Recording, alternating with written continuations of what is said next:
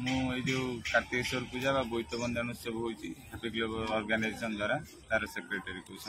विशेष आकर्षण होमर डंगा प्रत्येक वर्ष आम पोखरी में भसू बोईत बंदाण जेहेतु आम एथर बोईत गोटे माने नियारा कलाकृति माध्यम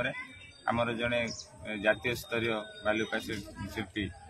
गोपाल चरण सामल से आसछंती द्वारा गोटे अनन्य कलाकृति माध्यम से बोईत को आम भसाऊँ से एथर विशेष आकर्षण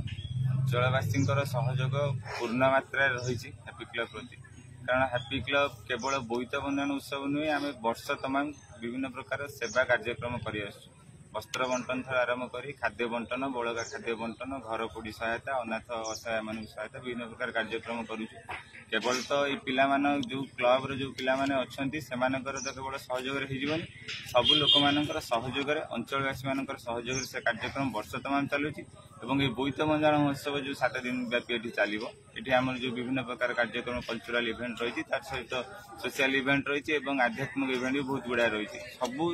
सबू कार्यक्रम अंचलवासी मान पूर्ण सहायता रही एवं यही पूर्ण सहायता आगामी दिन में भी आम आशा करूँ समस्त भाव सहयोग रखू केवल